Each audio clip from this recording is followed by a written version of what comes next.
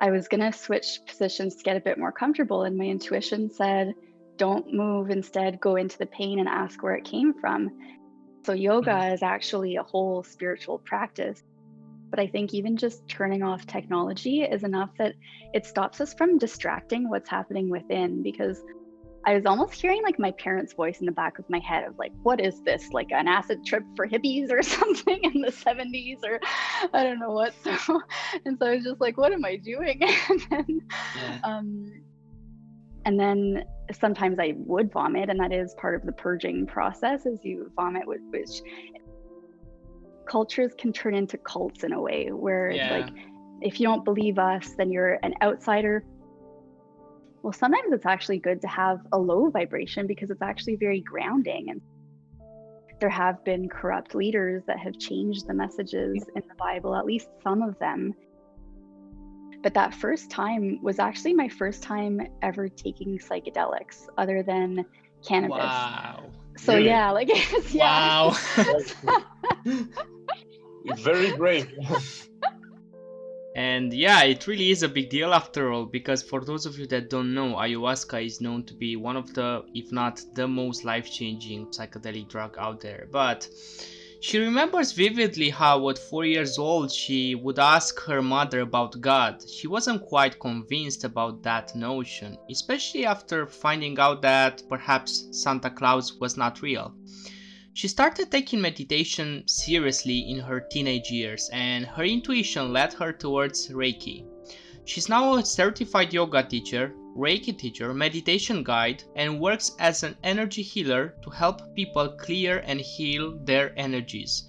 She's done quite a few ayahuasca ceremonies over the course of 3 years. The things that the plant medicine has shown her changed her life.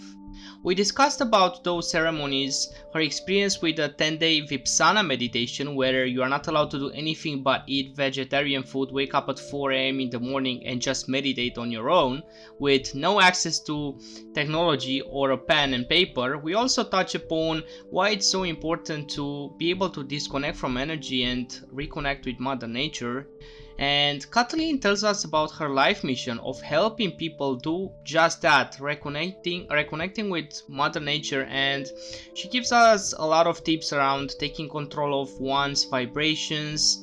And guys, this podcast will calm you down as Kathleen has an incredible calming breeze of a voice. Without further ado, ladies and gentlemen, Kathleen Hawk. You are listening to The Grateful Show with your hosts Pascu and Bogdan. Join us on our mission to spread awareness around mental health and make people feel happier and overall more grateful. Each week, we bring you an inspiring guest, stories, and a message that will help you become your best self and pursue your life mission. Welcome back, ladies and gentlemen, to another episode of The Grateful Show. In today's episode, we have the honor of speaking to Kathleen. How are you doing today, Kathleen? I'm good. Thanks for having me. I'm excited to get to know you guys a bit better today. It's our pleasure. It's ours. Yeah, just to break the ice, we're just gonna jump straight into it, and we're gonna ask you, what are you grateful for today? Today, I'm actually grateful for the snow, which maybe is a surprise. Sometimes we kind of dread the winter and it being so cold, but I was actually just watching Jonna Jinten on YouTube. I don't know if you guys know her, but she's from Sweden and she's really well connected to the lands there, and just seeing her connecting with the winter and the snow and nature, and just being grateful for nature and the roots and wherever we are at this moment. So yeah, snow. Mm-hmm. Yeah, Definitely. really nice. Actually, it started to snow here in Romania as well a couple of days ago, and now it's just crazy how much snow you can see everywhere. Yeah. I mean, it's always probably one of the most important things to appreciate the mother nature, because most of the time we tend to not necessarily neglect, but just forget about the beauty of the seasons and all the cycles of each season and so on and so forth. But yeah, Kathleen, before diving into any very deep subjects, I just want you to briefly introduce yourself to our audience, and basically within a couple of minutes tell them what it is that you do and how did you come to be where you are now. Sure. So my name is Kathleen Hawk, and I'm an energy healer. So I'm certified and trained as a yoga teacher and a Reiki master teacher, and I'm also a meditation guide. And I work with people basically to help clear and heal their energy. I've been on this journey for most of my life, actually, that I've kind of realized more recently looking back that I started practicing Tai Chi at age 13 and started Feng Shui at 13, which is now 18 years ago. And so those are both practices that deal with energy. And afterwards, I got into yoga at age 15. And then in meditation once, I actually was meditating and was starting to feel sore, and I was gonna switch positions to get a bit more comfortable. And my intuition said, "Don't move. Instead, go into the pain and ask where it came from." And so I was getting pain in my knee, and I went into it, and I heard a message that was like a limiting belief that I realized I had started feeling pain in that knee as a child when I was in dance class, and realized that um, it was like the message that came through was, I don't want to get married. And I realized when I was little, maybe I was associating marriage with stress or pain or whatever it could be, whether it's from my childhood or even could have been past life stuff. But I started to wonder, like, do our emotions get sort of trapped or lodged in our bodies? And then I went to Hawaii, and I was staying at a hostel, and there was a guy there reading a book, and it was called Anatomy of the Spirit. And he said that that book teaches about how our emotions get stored in our body and how to understand that better. And I was like, yeah, that's what my intuition's been saying. And then my intuition kept leading me towards Reiki, which I didn't even know what it was, but I decided to get trained in it. And just it's just a practice to deepen your spiritual connection and understanding with the body, and to help others. Like I'd place my hands over other people's bodies and kind of hear messages like that from them. So just like how I had heard messages in my own body of emotions that had been trapped, I started to hear that in other people's bodies. And so yeah, I've just been helping people understand maybe what emotions might be lodged or stored within them that we're kind of taught in our societies to suppress a lot. And so that doesn't really help. It's just Yeah, because the yeah. body's full of pain. Yeah, we've been there ourselves, especially us as men. But you mentioned meditation, and it's something that we always mention on the podcast and on the Instagram page. And I thought it was worth asking and probably valuable to our audience. How young were you when you really started practicing meditation? And how did it happen? Like, were you introduced to it by someone, or how did you come across the whole meditation, I guess, movement aspect of life? Yeah, well, so I started practicing yoga when I was 15. And with yoga, like the traditional reason that people would practice is so that their bodies could feel as comfortable as possible staying in meditation for long periods. And so I started doing, at the end of yoga, there's Shavasana, which is the meditation that happens at the end. And so I guess 15, but I would say probably more 18 is when I really took it seriously. So I guess 18. And then it's not like it was always a daily practice though. Like it used to just be at the end of yoga. It's just what I would do. The Right. last 5-10 minutes of yoga would be a meditation. And then I guess as I got a little bit older, I took it a bit more seriously, or actually sat in meditation for longer periods. So yeah, I guess 18 slash early 20s, it depends how you want to look at it. But I don't think meditation needs to just be the typical like sit down and close your eyes and be conscious of meditating. Like it could just be sitting in nature for an hour or two and just Of course. absorbing that. In a way, it's a form of meditation. So Okay, so I know that you have mentioned that you have done yoga when you were little, and I just wanted to ask you: would you say that because you said that meditation is not necessarily one thing or another, would you say that yoga is one sort of meditation in a way, or? Hey, just a little break right here, guys, before we dive into everything around yoga, ayahuasca ceremonies, energy, and all that good stuff. if you're enjoying those podcasts, it would mean the world to us if you could take a screenshot of the app you're listening on or watching on, and just post it on your IG stories, tagging us at Grateful Show, and also tagging Kathleen at Kathleen.Hawk with double K. You've got her link in the description box. But yeah, with that said, we are very grateful to have you on here, and back to the podcast. Well, I would say that yoga, like the thing, I guess, like in the West, what we tend to understand about yoga is the poses. And that's just one aspect of yoga. So yoga is actually a whole spiritual practice in India that has a lot of pillars. Like I think there's 7 different pillars to yoga, and the poses that we see in the West, like that's just one of those. So meditation is a huge part of it. So I would say doing the poses could be seen in a way, but it's not really. Like it's more, I would say, shavasana, which is like the pose at the end where you're just laying down and really meditating. I would say that's more of an actual meditation. But yeah, I think the definition can be a little bit fluid. Like some people see rock climbing as a form of meditation because they're very like in the zone and it's in the moment. And so maybe it's different for everyone how they interpret like what type of sort of mental space are you in when you're doing something, because in that sense you could do like there's ceremonies, people making tea, it can be a ceremonial practice that could be seen as a meditation because they're very conscious and present with it. And so I guess it depends how you interpreted it, but I think it could be flexible. I don't want to sound rude, but I just wanted to affirm the fact that the more I learn and the more I discover about all the holistic, I guess, healings, I see a pattern that everything that the Western world has got from Asia, from that part of the world, has been not necessarily just changed, but like completely destroyed. Like when it comes to even yoga, you mentioned that we only know about the poses, and there is like another 95% of things that we have no idea about yoga. And I think it applies to everything in when it comes to like spirituality and wellness and holistic healings. The Western world has done such a great job in like kind of hiding and destroying out of those practices.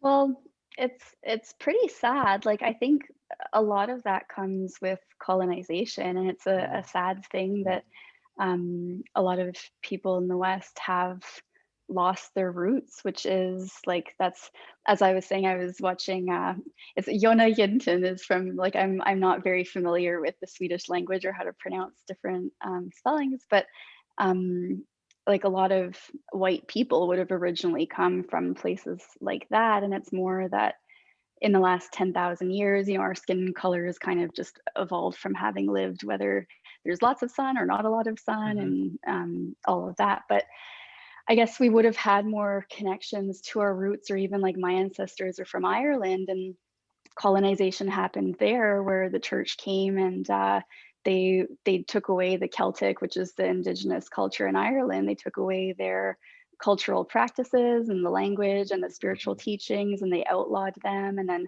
they created a famine, which is the reason that a lot of my ancestors came to Canada. And and coming here, like my ancestors would have left colonization, but also taken part in a way probably of the colonization that happened here, where it is like we were kind of taught that all of those sort of practices and teachings were bad in a way. And so I think we're now in the last couple hundred years, it's kind of almost, how do we connect with our own spirit and soul and our roots when a lot has been destroyed, like you mentioned. And then it's just a sad thing. But I think in a way, whatever versions of the sort of dumbed down maybe versions of yoga that we get in the West, like that still opens people up enough to start exploring more. And then if you actually start learning more and diving more deeply into yoga or Tai Chi or whatever practices we might have here, it at least can open things up. And I think I've seen a huge shift in the last decade of more people just becoming more and more open. And I think it's just taking time for us all to kind of come to a space of healing from colonization, which I think is really the root of probably what you're noticing too, of just kind of how you said, destroying the stuff from the east.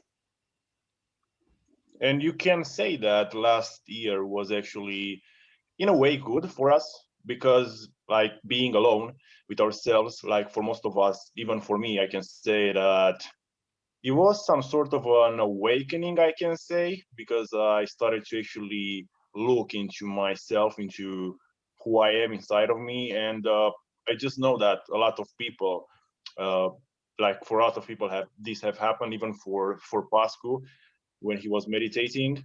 And yeah, it's really important to stay connected and to be aware of your energy. And just wanted to ask you, if you can share with our audience 3 things that people can do to just be more aware of their energy levels and mental health. Sure.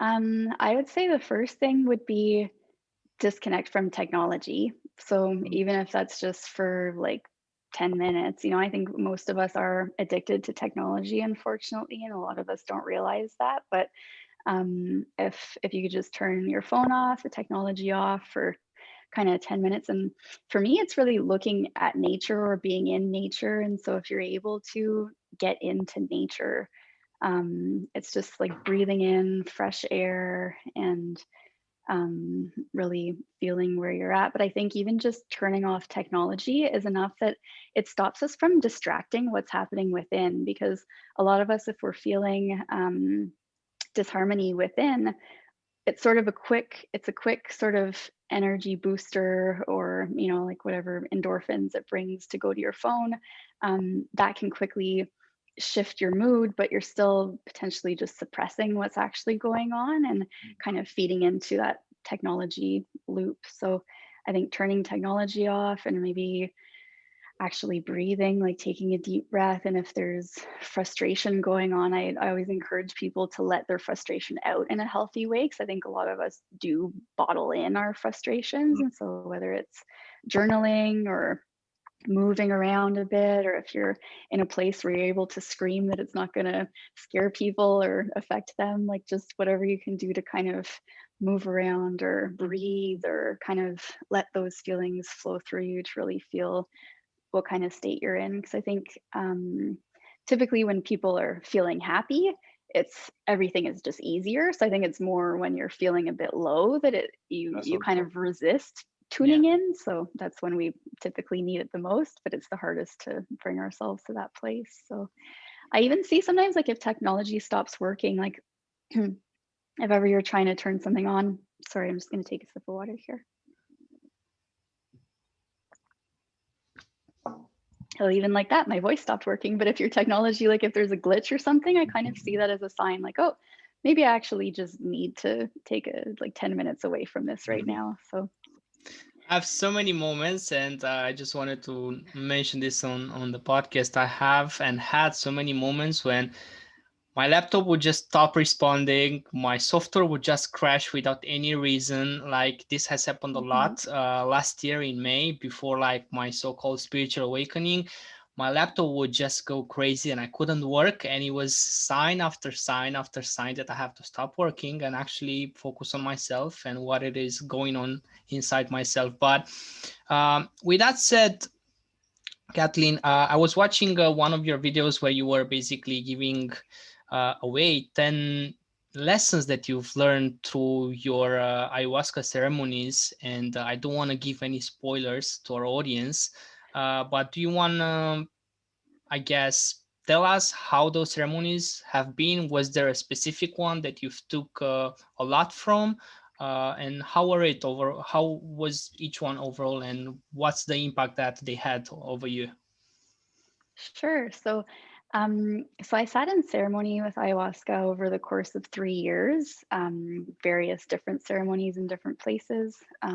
So I might not be able to touch on sort of each ceremony, but I would say that the first time I sat with it, it was actually a time where it had been recently that I had gotten into Reiki and learning about what I had mentioned earlier of when I was in meditation and kind of hearing how emotions get lodged in the body. And Actually, that was when, okay, sorry, it's kind of blurred because a lot, a lot of things kind of happen at once, and it's not really linear of like what happened when, but basically, I started becoming more open to, I guess, energy and the energy in our bodies and understanding all of that. And I was researching a lot on ayahuasca and wanting to go sit with it. And I ended up traveling somewhere, and when I was in that meditation where I started getting the messages of how emotions get lodged in specific body parts, I Mm-hmm. actually was with friends, and I had told them I've been really interested in sitting with ayahuasca, and they said, "Well, actually, we know someone that holds ceremonies nearby, and there's one this Saturday," which was like 5 days from them. And they Wow. were like, you could probably go speak with the man that owns this land and see if you can get in. And so I did, and I ended up sitting with ayahuasca. So it was kind of like divinely guided and all kind of fell into place. But that first time was actually my first time ever taking psychedelics other than cannabis. Wow. So Really? yeah, like yeah. Wow. Very brave. I was terrified, but I had a couple of friends who were actually going to be sitting in ceremony already. And so one of them was like holding my hand at the beginning. Cause I was really scared. Like I was just terrified because I had never, other than cannabis, like I had eaten an edible once by accident because I had a cookie and didn't really realize that how it works with the weed, that it kind of kicks in later and it has more Yeah. of those hallucinogenic effects, but it was still pretty minor and I was kind of falling asleep at that point, and that was a long time ago. But yeah, with this, that was my first experience with like a mind altering plant or substance that would have me seeing things. And so in that first ceremony, music is really used to help guide the ceremony. And there's songs which are called the icaros, which are medicine songs that kind of work with ayahuasca to guide the experience and the journey. And the man leading it. So each ceremony is kind of different. Some of them want you to be very quiet, but this man said, if you want to sing along, you can. Just make sure that your voice doesn't go too loud. And if it is, we'll come and let you know, because there's helpers in the ceremonies. So Mhm. so at one point I was singing, and actually I know it's kind of going to different things, but maybe I'll say beforehand was that I actually had a lot of judgments when I was going through the experience. I was seeing kind of that kaleidoscope effect of like Yeah. seeing all these images moving around in circles. And then I was almost hearing like my parents' voice in the back of my head of like, what is this? Like an acid trip for hippies or something in the 70s, or I don't know what. And so I was just like, what am I doing? Yeah. And then I guess there was a woman next to me who was like really sounding like she was in pain and going through a really rough time. And so whenever I would tune into her and focus on that, I would start wanting to vomit and feeling really sick. And then sometimes I would vomit, and that is part of the purging process, is you vomit, which sometimes feels like it's an extravagant amount, but it's usually just a tiny little bit, or it might even be just that you spit, but it's more of an energetic purging or cleansing of what's within you wanting to be let go of. But then I would look over to my left, and my friends who were there were singing along and like having the time of their life. And I was like, whoa, like I want to feel like that. And so it was almost like, if you've heard of the law of attraction, how it talks about like what you focus on grows, and kind of, Yeah. it was almost like a physical lesson of that for me, of seeing that like when I focus on this woman who's going through a hard time, I feel really shitty. And then when I focus on this woman, and sorry, I don't know if swearing or if we cut that out or whatever, but I was feeling No, it's not fine. It's good. fine. And then okay, so then when I focused on the friends that were doing great, I was feeling so much better. And then I started singing, and that was the first time I've ever seen music waves, like sound waves. Like I Yeah. could see colors like light blue and green coming out of people's mouths as they were singing, and out of the guitar. And so yeah, that was a big lesson where at the end of that ceremony, the person that led it went around and was asking everyone in the circle to describe their experience. And I was thinking like, I can't even talk right now, because at the end, like that was like 6 hours of my first time on psychedelics. I was just like falling asleep, because it happens at night. Like the ceremony has to Mhm, start mhm. when it's dark out. And so it's like 3 or 4 in the morning. yeah, I really didn't want to talk, but the person to me who had sounded to me like she was going through a rough time, I heard that she said that she felt like she worked through so much and she was so proud of herself that she was able to let all of this stuff out. And then I guess when it got to my turn, I think I had fallen asleep because I don't even remember him saying my name. And then I woke up and one of my friends was saying his experience, and I was kind of grateful that I didn't have to, to speak. But apparently my friends told me the next day that apparently the man said Kathleen and then heard nothing, and he said, "Thank you, Kathleen." And so it just continued past me. But I think my lesson from that whole experience was just that I'm not responsible for other people's well-being, in the sense that like I can't lower myself to someone's pain because it doesn't help them. It just puts me in that space of pain. Whereas if I focus on my light, or like that light that my friends had of the music and feeling good, like it allows me to be like a lighthouse for other people to see more clearly what's going on with them. And so that was a big lesson there. And then there's been a few other ceremonies at different times. And I think the last one of the biggest messages that I received was just that if everyone in the world was in self-love, like if everyone in the world loved themselves, there would be peace. And so that's I think probably the biggest lesson that I've at this moment learned from ayahuasca is how important self-love is, and that when people are in a space of loving themselves, I think where a lot of anger or resentment or judgment comes from, it's a lot of times we're focusing outward and not feeling good, whereas we probably actually really need love within. And so if we love ourselves and give that to ourselves, then it just Kathleen, allows I want to interrupt you 1 second. Yeah. Thank you so much for sharing everything so far. And I wanted to mention something to our audience, is the fact that it's a thing that I've learned through, I guess, I could call it a bad experience, but a big lesson that I had 2 years ago. And that is the fact that if you want to help people around you that you care about, you first have to help yourself. You can't help other people if you don't help yourself first. So that was the thing I wanted to mention. And you're mentioning self-love, and I don't really want to dive too much into the whole religion subject, but what the Bible says, I haven't read it myself, but I know that one of the key principles that the Bible preaches, I guess, it's self-love. So what's your overall take on the whole religion, the way it has developed? I guess its reason and the way it helped humanity in like the early stages of our evolution, and how it is portrayed now, and what's your take of it right now? Sure. Well, that's a pretty deep question that I think I haven't studied theology, and I think I definitely don't have enough information to give sort of a well-rounded answer, but I can at least give from, I'll say, my limited perspective, that actually part of my own spiritual awakening too was when I was 4, my family didn't go to church, but I think I had a book on God or something. And so I was asking my mom about it, and I was saying, why don't we go to church? And she said, I don't know, do you want to go? And I said, yeah. So we started going to church. So I actually grew up going to church, and I stopped when I found out that Santa Claus didn't exist. And then I was asking my parents, well, what about the Easter Bunny and the Tooth Fairy? And what about God? And then at the time, my mom said something like, if you believe in God, he exists in your heart. And I was thinking like, well, if you believe in God, then that means if you don't believe in him, he doesn't exist. Like, this doesn't make any sense. And I was just feeling like I had been told a lie my whole life with this whole Santa Claus, Tooth Fairy, all that stuff. And so maybe God's part of that. And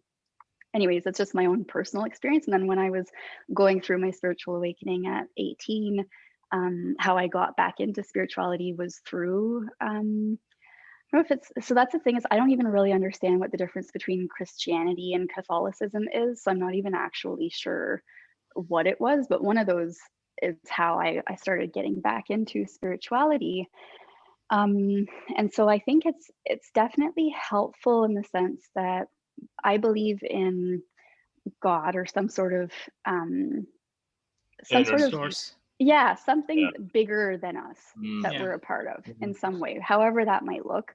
And I think a lot of the initial teachings had a lot of value in were beautiful messages that taught about a lot of stuff. But I do believe that over time, there have been corrupt leaders that have changed the messages in the Bible, at least some of them, to take people's power away or to sort of manipulate people. And that's where it can be tough now to question, like, well, what was actually original to the Bible? Because if Yeah. it was written over 2,000 years ago, who knows what was actually original to that? And then it's been interpreted so many different times that Yeah. it's almost like broken telephone, where it might have lost some of its original meanings. Definitely. And then I know with colonization, unfortunately, like one of the teachings, at least one of the more modern teachings of the church, is that they want to save everyone by having them believe in Jesus, and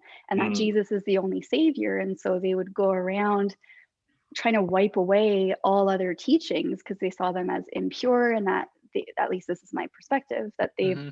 only wanted Jesus and these specific teachings to be taught. And I think that clearly has caused issues where in Canada and the US, there were residential schools and horrendous things that happened where Indigenous children were taken away from their families and beaten, and a lot died in these schools, and they're schools that were run by the church. And so, yeah, there's definitely horrendous things that have come from religion, and not just that specific religion, but I think what I'm seeing right now, especially in 2020, is that anytime you have a belief about anything, you kind of feel magnetically drawn to others who believe similar things. And it can Exactly. kind Yeah. of create this type of group mentality where they can kind of attack people that don't believe the same things. And I've experienced this with the vegan community. So I was vegan for 8 years. And then when I stopped being vegan, I basically got attacked by the vegans. And then with the spiritual community, if I don't believe certain things that the sort of spiritual community believes, then I'll get attacked from them. And so it's almost like cultures can turn into cults in a way where it's like, if you don't believe us, then you're an outsider. And these people just fear the outsider, and they fear that well, we can't have two separate thoughts, because if you think differently, then you're wrong. And like, it's just a lot of fighting over stuff that I think the real like way to have peace is to allow different people to have different realities. And I think that's a big thing for us to understand, is that reality is actually pretty relative, and that your reality is likely very different than mine, because we grew up in different places, we have different families, we have different life Cultures. experiences. Exactly. Yeah, cultures, if past lives exist, and we've had way different things, like who knows? And I don't, like, none of us can know for certain anything regarding spirituality. We're all just tuning into what feels right to us, and that might shift over time too. And so for any of us to argue about anything spiritual, to me, just seems completely ridiculous, because none of us knows any of this for sure. So Yeah. And I think it's even more funny when somebody, I guess, identifies themselves as being spiritual and then goes away and acts on their ego and attacks other people from like the same field that are spiritual themselves, but in a different manner, and they just throw mud at them and try to prove that they are better than those people. So yeah, there's definitely another way to what we are trying to achieve.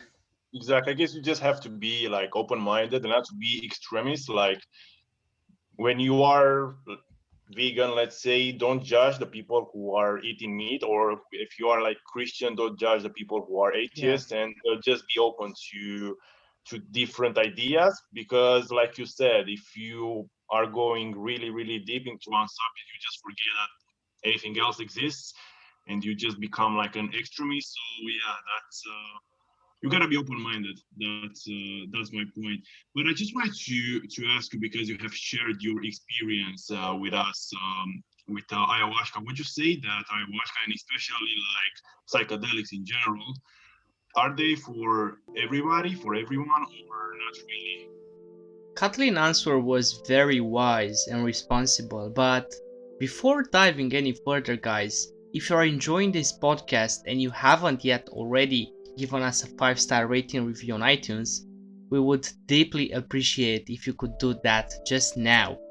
Go onto iTunes, search for our show, or else if you're already listening on iTunes, just scroll down to the bottom page and click the 5-star, send it, and if you like, leave us a comment as well. We will more than happy share it on the future podcast. We will give you a shout out, and yeah, you will just help us to spread our message to more people, and together we will make this world a better place.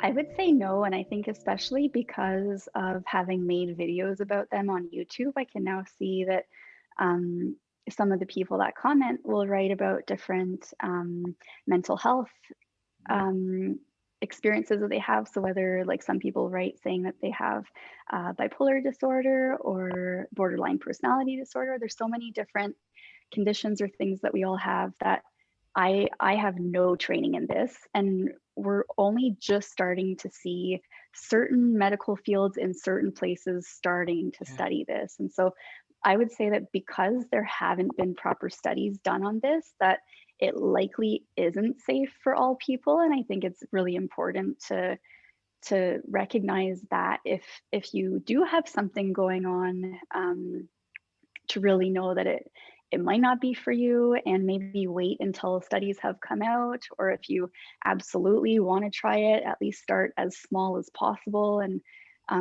be in a safe space or be with someone who isn't taking anything so that they can kind of watch over you. And I think safety really has to be the top sort of priority for people with this, when it is something that we unfortunately just don't know enough about. And a lot of us are experimenting in a way. And that's how, like, my videos I've made on YouTube is typically just, well, I tried this a couple times, let me talk to you about it. Like, I'm in no way a professional. We're all out here trying stuff, and it can definitely be dangerous. I know with magic mushrooms, I met a man once who took way too many, he said, in the 80s, to the point where he felt like he was almost dying. And so there's certain people that will say like you can't overdose on certain things, but if you've consumed like a shit ton of them, then like things can happen to your body where certain organs might stop functioning or might overproduce certain things. And so I think just being safe like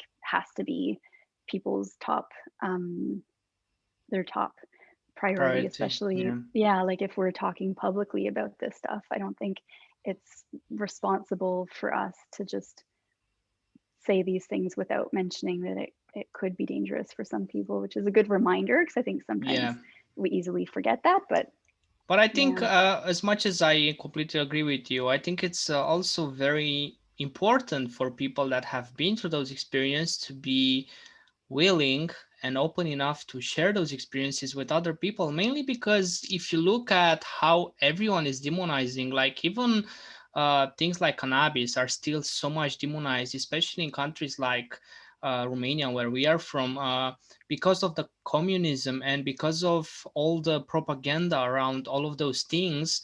Whenever you pronounce drugs to anyone here, they think of uh, poor life. They think of cocaine. They think of like a miserable life. They think of addiction. They only think of the things that have been presented to them by the mainstream media, but they don't have any other, I guess, perspective upon those. And it's fortunate thing that we have the internet now, and people like yourself, Kathleen, and all the other people online have been able and willing to share those experiences. And I can say that I'm one of the people that has been very thankful for the internet in actually unscripting myself and my, I guess, wrong perspectives on those things like a few years ago, because I used to think that like every drug is completely bad and only miserable people would do drugs. And like, yeah, I was considering alcohol to be all right, and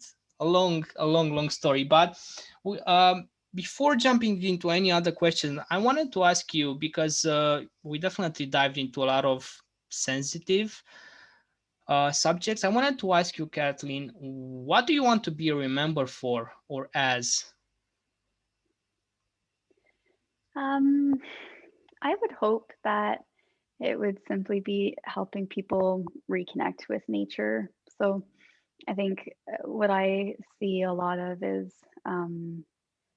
just a lot of destruction of nature. And I think that's something that, in a way, when we lose nature, we lose our home and a piece of ourselves and a piece of our soul. And so hopefully I would just be remembered for helping people rediscover nature, reconnect with nature, or preserve and save nature in a way. That's Yeah, very beautiful. beautiful. Very selfless perspective. Because there's a lot of people that would say, yes, I want to be remembered for having this company, for having this much money, for living this life, for having those cars, or so on and so forth. So yeah, very, very humbling Yeah, to and talking hear. about that and about selfish and selfless things, would you consider being rich as something selfish or not? No, because I would say, like, if I had $1 billion, I could buy a forest and preserve it and have a foundation that's preserving it. Like, even Leonardo DiCaprio, I know everyone will have different thoughts, and there's all these theories of the elite and blah blah blah. So Yeah, putting that aside, we'll just say he has a lot of money and has this foundation that he's had since the early 90s, because he cares a lot about nature, and that's been his life's mission. Like, apart from acting, he basically funds this environmental project and movement. And so I think money is a magnifier, and whatever is within you already, it'll magnify that. And so if you want to have certain symbols of status, then if you get money, that's what the money will go towards. And if you want to preserve nature and you get money, that's what it'll go towards. And maybe it's a bit of both. Like, it's not, I'm not going to say that one is worse over the other, though I do think it's important to be somewhat cognizant of where our items come from and how they're produced and who it might be affecting if we're investing money into certain things that might be causing harm on either the planet or people. So yeah, I think money is a source of energy that can really help people. And the more money people get when they care about these things, the more money will be able to go towards those important causes. So, yeah. yeah, couldn't agree more. Yeah, and Because yes, please go on. like there is so much impact that you can have, let's say, with $100, and there's a whole different level of impact that you can have with $1 million, and same applies to like multiple figures. So the more money you have, as you said, if you are a pure being and have good intentions, you can have a greater impact. So yeah, fortunately or unfortunately, it is important to be uh, in a good financial position to have a great impact, no matter what that impact could be. But yeah, carry on, Bogdan. Yeah, I mean, you just have to cover what I was about to say. And just to change a little bit the subject, I just wanted to ask you, Kathleen, is there anything that you would like to change about yourself that just Um, stays in your way or just stops you from being or becoming the person who you want?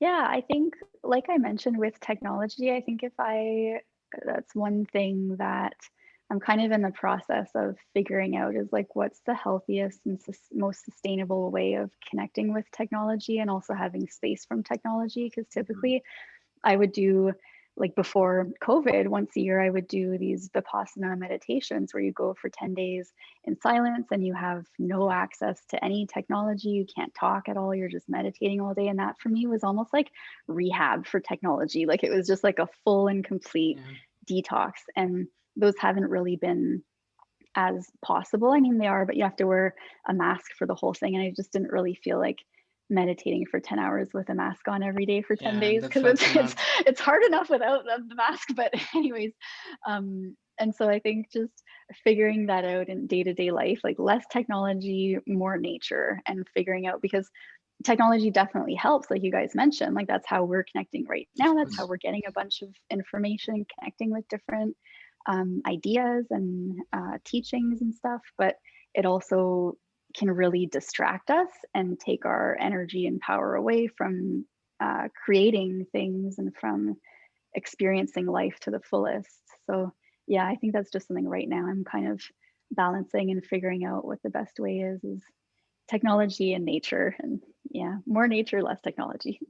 Yeah, and especially when you are using the technology, just don't be caught into these rabbit holes where you're just like scrolling on like, I don't know, YouTube, or just watching endless videos. Just do your work, do what you have to do, and just have an intention, I guess, when you want to actually spend your time over there, so you are aware of what you're doing.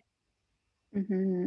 Yeah, because a lot of the apps are designed to suck you Keep you in, and there. so it's like, yeah, you're like really fighting against like um, some of the most, I don't know what the word is I'm trying to think of, but some of the most well-developed algorithms, which are Yeah. like sometimes smarter than humans, and they're sucking us in, and we're just like, oh my God, like people joke about or talk about how AI is going to take over. And like in a way, it already is with Yeah. algorithms, Yeah. you know, like it is controlling us in a way. And so it's a huge thing, is like kind of taking our power back and having enough willpower to disconnect from technology. So Hmm. Kathleen, I yeah. wanted to ask you, can you explain to our audience what, I guess it's pronounced ki, life form energy is, and Yeah. help them understand what it is? Sure, yeah. So you're mentioning ki, which is the word in Japan for life Yeah. force energy, and it's the same in China. It's called chi, and in India, it's called prana, and Hmm. it's simply this energy that exists all around us. And so, when I really first learned about chi, it was when I was learning about feng shui when I was 13, and it teaches about how you design and decorate a room can allow energy to flow through it, or it can be too powerful. Like if you've got sharp objects everywhere, like sharp corners to things, and it kind of bounces that chi energy off. And so Wow. chi also comes in through the windows and it bounces off through the mirrors. So if you have a hard time sleeping, it could be that you need to cover up a mirror at night so that the chi energy isn't bouncing. And maybe you've got um, surfaces in your space that are too sharp edged. So putting a plant there or having rounded corners on things can really help to soften the space. But if you've got a space that you want to get a lot of work done, it's good to have those sharp edges and mirrors like we see in gyms, and there's windows and mirrors and all this stuff that's like allowing chi energy to move a lot so you can kind of get energized in them. So chi is something, or ki or prana, it's something that it exists all around us and within us. It's just this energy. And that's something too with spiritual teachings I'm learning too about the Tao, which is Yeah. a Mhm. teaching of that's kind of, it's similar, just this energy that is like, we don't learn about a God in the Tao. It's just the Tao is just the way, like it's just kind of this energy that exists. And so um, yeah, with reiki, it's about learning how to harness that energy and becoming more of a clear vessel or channel for it, to then bring that to other people to help them clear their channel and clear their energy. And so yeah. It's like a Yeah. dance of energy, right? I think Yeah. Alan Watts describes it very, very well. And he says like everything is a continuous and inconsistent and ever-changing dance of flows of vibrations. Yeah, and Mhm. talking about that, can you please help our audience or the people who are listening, yeah, how someone can raise their vibrations? Um, well, I guess my thing that I'm feeling lately, you know how I was saying that communities can almost become like cults, and I guess Yeah. so that's where I'm like I'm kind of taking a step away from a lot of spiritual teachings and like the more new age spirituality of what you might see on YouTube and stuff, and that's a huge thing, is like raise your vibration, raise your vibration, raise your vibration. But I'm thinking like, well, sometimes it's actually good to have a low vibration because it's actually very grounding. And so if you look at like the earth and maybe what's at the core of the earth, like it's like heavy, dark energy, but that's not bad. And I think we're so used to in this, also the Western world or maybe other cultures, of seeing like dark is bad, light is good. But if you learn more from Eastern teachings that have that balance, like the yin yang, is it's like Yeah. it's got dark and light, and that's the dark is actually the feminine and the light is the masculine, because the masculine is like the sun and the feminine is like the nighttime. Like we're ruled by the moon, whereas men are ruled by the sun. And so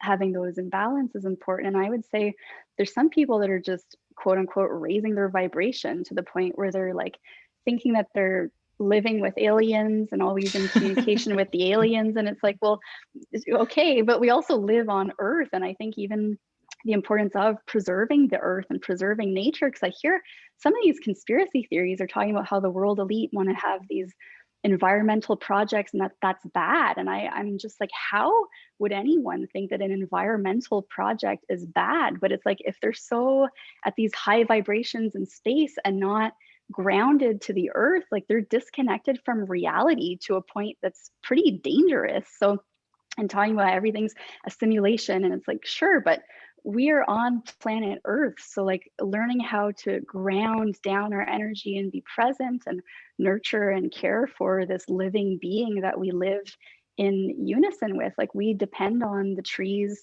to absorb oxygen, and they depend on us for their CO2. And like we have these symbiotic relationships that like I feel like, yeah, instead of raising the energy, maybe go like lay down on the earth with your belly to the earth and soak in the soil and like go swim in a lake and just like ground down. Like I know, I guess I understand what you're meaning of raising the vibrations is feeling good, I guess, versus feeling bad. But I think there's place for all feelings and for all states. And I think it's more just about actually accepting everything that is. I think the more we want to strive for something outside of ourselves, that's where we feel the least happy, actually, is because we're constantly striving for something, as opposed to if we just accept. Like I think accepting where we are right now is the best thing we can do. And that's where a lot of self-love comes in, is just loving ourselves as we are right now and being there for ourselves and each other. So lower your vibration. But I don't know. Oh yeah, I found it. I wanted to like to what you just said. I wanted to read a quote that is by Jim Pierce, and it says, "We believe that our pain is created when our desires go unfulfilled, but it's actually the wanting that creates the pain. Only when we need nothing are you truly free." Mm-hmm. So basically, desire is the source of all of our pain.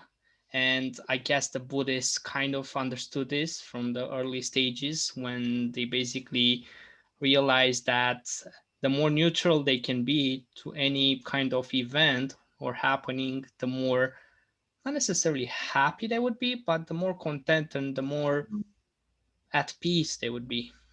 Exactly. Yeah. And that's what we learn in the Vipassana meditations too. So those teach like it's having equanimity, which basically means you're not desiring something, and you're also not repelling something or trying to push something away. And it's just accepting everything that is. So when you do a Vipassana meditation, you're actually scanning your body and allowing all the pain to exist. You're allowing the sensations, like it's basically you have all different sensations in your body that you become more sensitive to when you're completely getting rid of all stimuli. And so it's just accepting every sensation that exists. And yeah, that's, I think, again, like how you're saying we butcher a lot in the West. I think that's one thing of spirituality that's just been butchered, is like just the acceptance of where we are, you know? Kathleen, sorry, Bogdan. In a few words, can you describe to our audience what those 10-day long meditation? I think they can go for longer, but usually it's 10 days. Can you explain in a few words what they consist of and how they basically take place? Because I think they're worldwide, correct? Yeah, so they're all over the world. So Vipassana is what it's called, and there's different meditation centers around the world. And you essentially go, so you have to go for 10 days your first time, because it's almost considered like surgery of the mind, like on an energetic level. It's nothing physical, so don't be scared. But it is definitely a difficult thing to do, because for these 10 days, it's essentially to allow people to live like a monk or a nun, but still have their normal life. So instead of renouncing all possessions and going to live in an ashram, you can just do this for 10 days. And it's free because you're actually living off the donations of those who've gone before you. So when you're done at the end of the 10 days, if you decide that you want to leave a donation, then you can leave a donation, and that helps for the next people to get to go. So in those 10 days, you arrive and you have to give them, if you've got a cell phone or anything, you give them all of that and they keep it in a safe, locked away safely. And they make your food for the 10 days and you've got a very rigid schedule. So you wake up at, I forget what time it is, but it's around like 4 or 5 a.m. Like it's quite Yeah, I early. think it's and 4:30.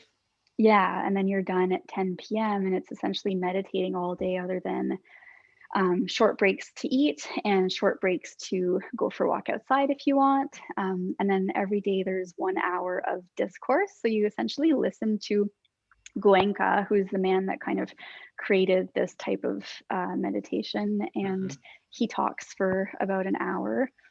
And so you kind of learn the process of what you're going through. And then you can go and ask, there's a teacher that's there in person that if you have any questions for, they'll ask you how it's going for you and you can let them know. And then if you have questions, you can ask them and then that's it. But you don't have access to books. You don't have access to paper or pen. Like it's like there's these rules that are strict that if you don't follow them, you can get kicked out. Like you aren't even supposed to have snacks. Like you're really just supposed to eat when they tell you to and what they give you. And yeah, so it's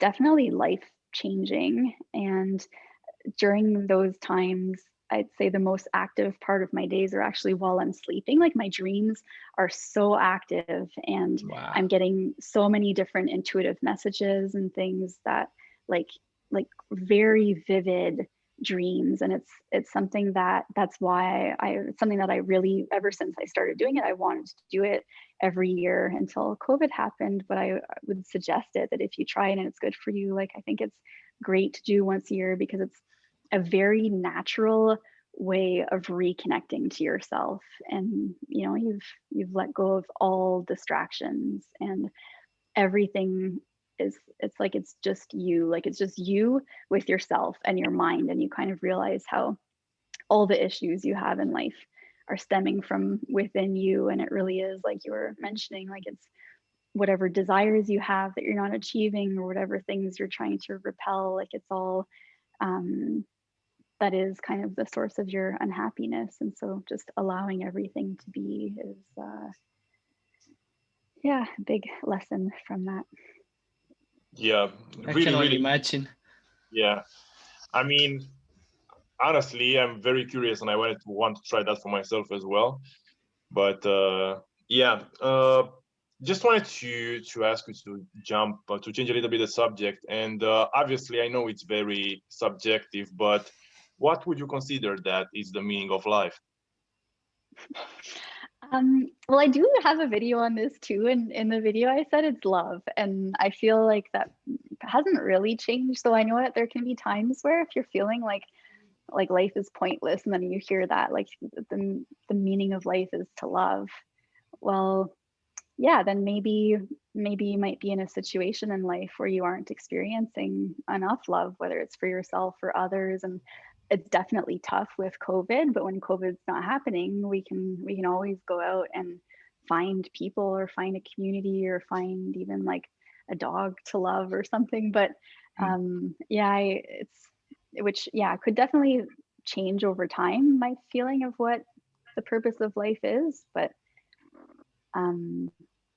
yeah, I don't I think some people will say like expansion, but I think love does expand you in a way. So yeah, I think it's to love, and we just get presented with a lot of challenges, and the more we can love through all of those challenges, the more like the stronger we get in that love.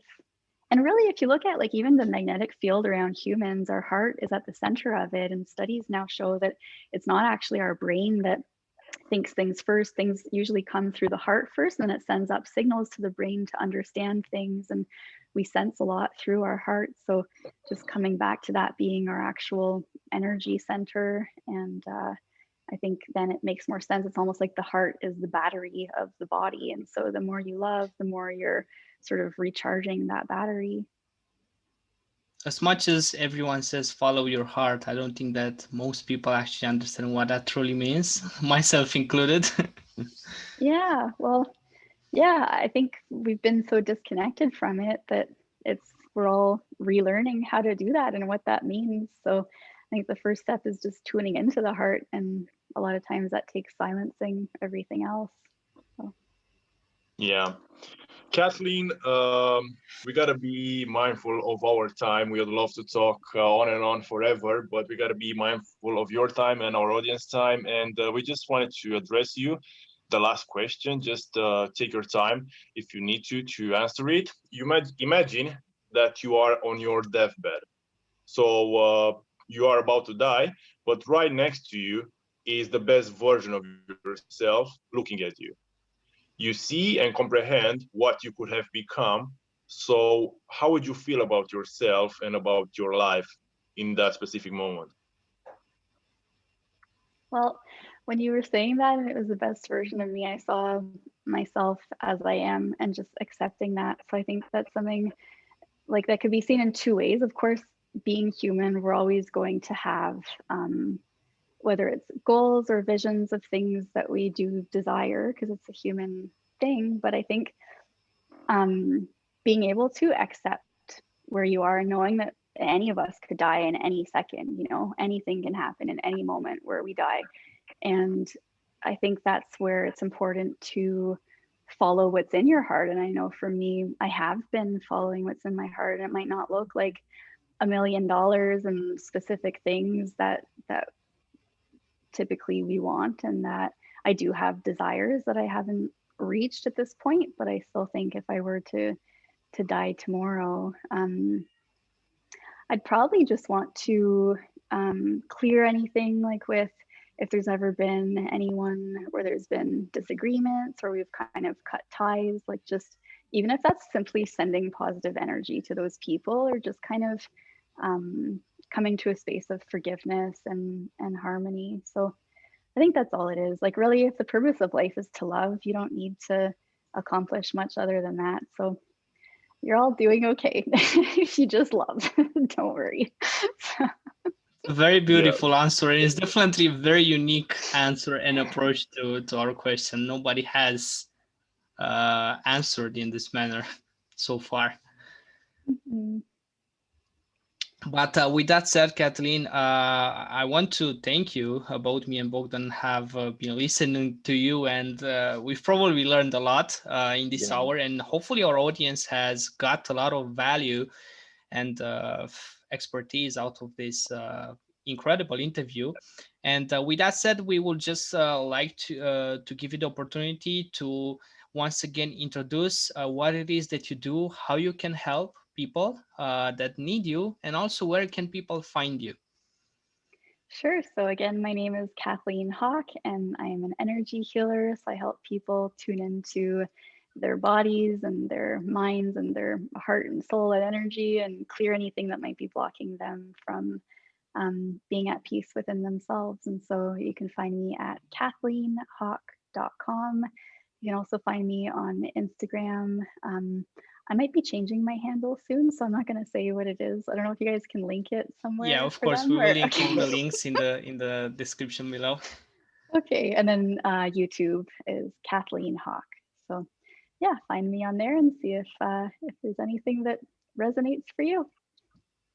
Awesome. Yeah, thank you so much for everything that you have shared, and thank you so much for the opportunity to come here to just talk with us and just share your experiences with us and our audience. And yeah, until next time, this is Bogdan. This is Pascu, and you guys stay grateful. Thank you so much for sticking all the way till the end. This shows that you are serious about taking your life to the next level and doing that through a perspective of gratitude. If you enjoyed this interview, it would help us massively if you could give us a 5-star rating review on iTunes, or else share this on your stories and tag us. This way, with your help, our message will be seen by more people, and together we will make this world a better place.